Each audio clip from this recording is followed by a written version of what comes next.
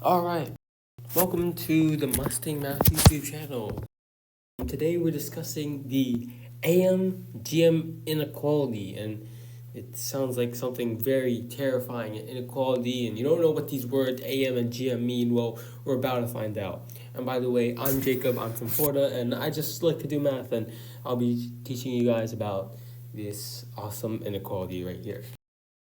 So, let's go through some fundamental stuff. So what do these AM and GM mean in this inequality? We don't know what these mean, so we're about to find out. So the arithmetic mean of n numbers, so A1 until AN, is just the standard mean that we've always been taught in school. You take the sum of the numbers and then you divide it by the number of numbers.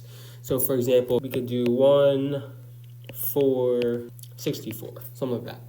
So if you want to take the mean of that, we can sum them up, we get 69, divide that by 3, we get 23. Okay, cool. But the geometric mean of n numbers, let's say we have the same set of numbers, it's a little bit different. You take the product of the numbers and then you take the nth root of it. So for this example, we have 1 times 4 times 64, but then we take the cube root of that. So when we do that, we end up getting the cube root of 256, and that cancels out to 4, and then cube root of 4, because this is just a 4. Cube root of 64 is 4. Good things to know. So yeah, they end up with different results, but it's very important and very special because there's some really nice relationship going on between these two means that we're about to see. Maybe you might already know it, maybe you might already see it. So, let's see.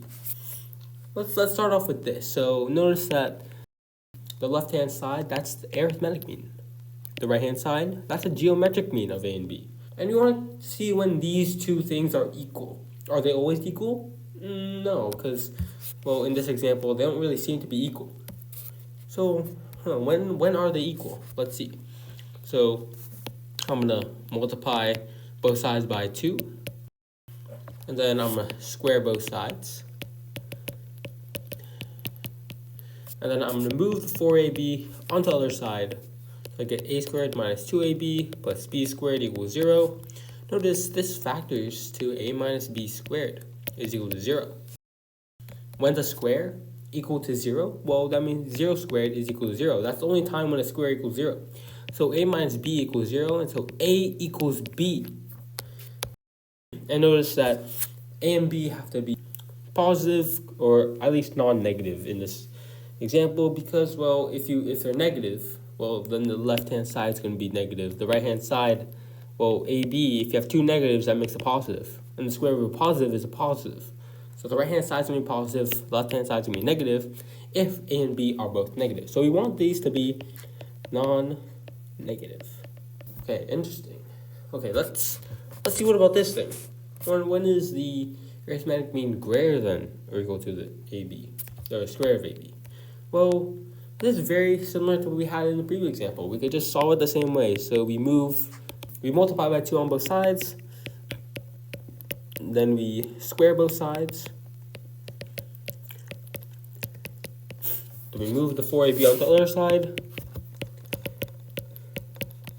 we get a minus b squared equals 0, but that's always true, right? And the square is always greater than or equal to 0.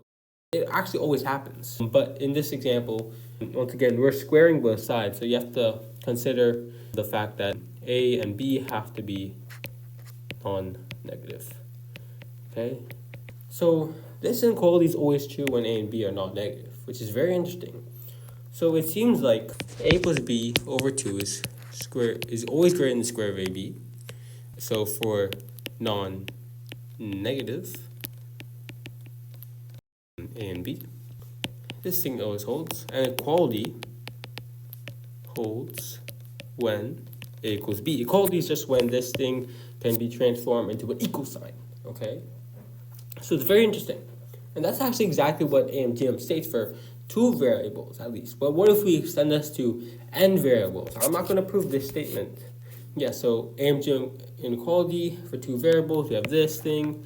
Mentioned that before, but what if you have n variables? I'm not going to prove this one, but in general, this happens. So the arithmetic mean of n numbers is always greater than or equal to the geometric mean of n numbers. And this thing can become an equal sign when all the terms are equal. Very interesting. Okay, why don't we look at a cool example right here. So I want to find all pairs of positive rational numbers a and b which satisfy the equation 1 plus 2a times 2 plus 2b times 2a plus b equals 32ab. So it doesn't seem very nice, but what if we just apply AMGM to 1 plus 2a, 2 plus 2b, and 2a plus b? Let's do 1 plus 2a over 2 is greater than or equal to the square root of 1 times 2a, which is the square root of 2a. I'm going to remove this. Okay, interesting. So 1 plus 2a is greater than or equal to 2 squared 2a. 2 plus 2b over 2 is greater than or equal to square root of 2 times 2b is equal to 2 square root of b. Okay, so 2 plus 2b is greater than or equal to 4 square root of b. Now let's do the last example. 2a plus b over 2 is greater than or equal to the square root of 2ab. Okay, so that means that 2a plus b is greater than or equal to 2 squared 2ab. Let's multiply these. So we have these four inequalities. Multiply them just like in this example right here. So when you multiply them, we get 1 plus 2a times 2 plus 2b times 2a plus b. That's these three left-hand sides. Then this is greater than or equal to 2 squared 2a times 4 squared b times 2 squared 2ab. Awesome. Okay, let's simplify this out. Let's see. So this becomes 32ab.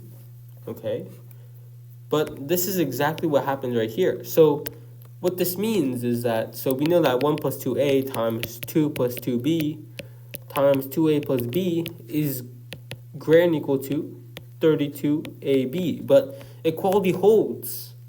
So this thing can be an equality statement. It's very interesting. So what that means is that 1 has to equal 2a, right? We took these two left-hand sides right here in this example. So this could be like 1 plus 2a. So the a would become a 1, the b would become, let me do this, different color. A becomes a 1, a b becomes 2a. And so we just plug that in here, 1 equals 2a. So when we do that, let's see, 1 equals 2a. So we get that equality statement. That's very nice. And we can do that for the same thing on 2 plus 2b. You can do that for 2a plus b as well. Okay, now we can solve this statement. Or, sorry, okay, 2a equals b. Okay, yeah, so we can solve this statement. So a equals 1/2 and b equals 1. That's amazing. And that also satisfies this statement. So that's the only solution that actually works. So even though we want to find all pairs, the trick is there's only one, and that's this example, a equals 1/2 and b equals 1. So hopefully you learned a bunch of nice things about this AMGM inequality. Knowing that equality holds when the two parts are equal to each other is very important, especially in AMC, AME problems where you can't really prove things. So yeah, hopefully you learned some tricks about the AMGM inequality when you know what these different means are. So yeah, maybe you can try to apply this to different problems now. Maybe you can watch another video as well. See you next time.